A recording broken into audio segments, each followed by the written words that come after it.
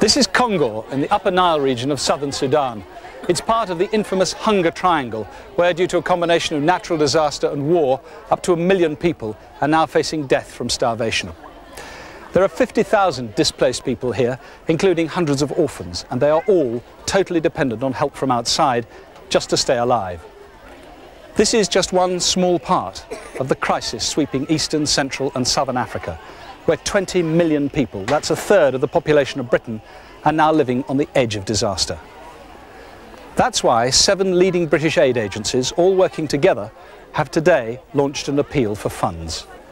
They need your help now. Please, don't turn away.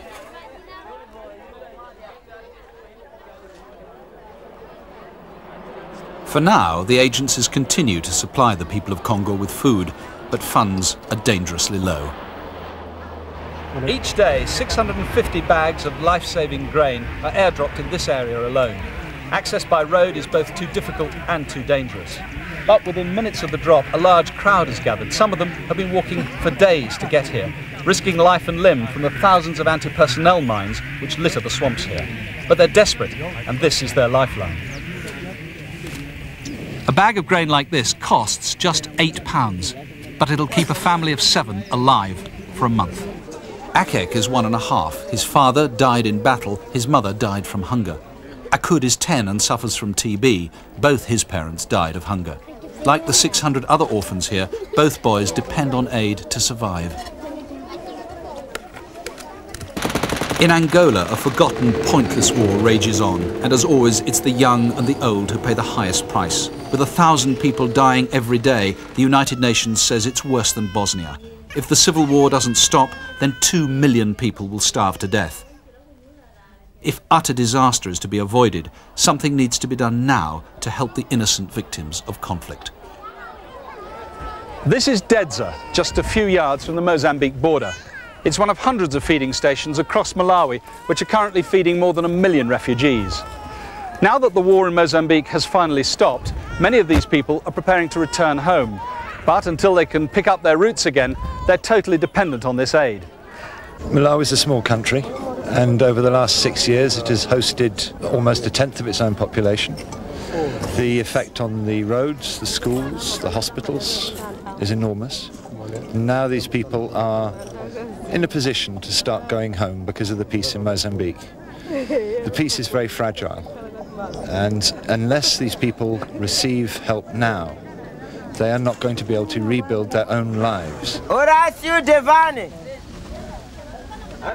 Another family is called to collect the seeds and tools which will make them self-sufficient. It costs on average £15 per head, £7 for tools, £8 for seeds. And that will just about set people up for the foreseeable future. This is how the soldiers left the hospital at Morambala in the Zambezia province of Mozambique. Now there's a brand new hospital with a maternity unit next door and even a fresh water pump to offer concrete signs of hope.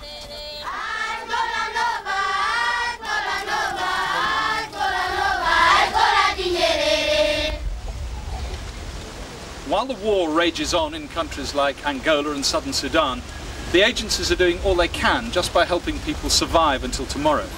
But here in Mozambique, as in Eritrea and Ethiopia, with the help of the agencies, people are already creating a brighter future out of a wasteland.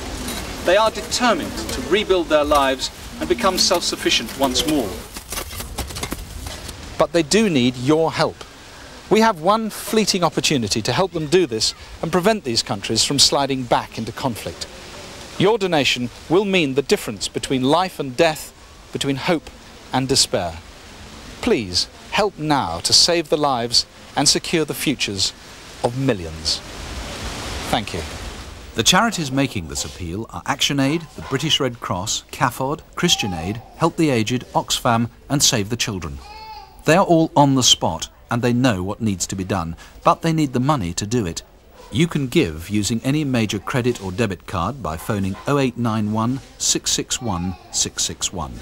That's 0891 661 661. Please do be patient if the lines are engaged. Calls will be charged at 36 pence a minute cheap rate and 48 pence a minute at all other times. You can also give money or a cheque at any high street bank or post office, or you can send a cheque to me, Gavin Campbell, Africa on a Knife Edge, P.O. Box 999, London EC4A 9AA. That's Africa on a Knife Edge, P.O. Box 999, London EC4A 9AA. The address is also in Radio Times and on page 687 of CFAX.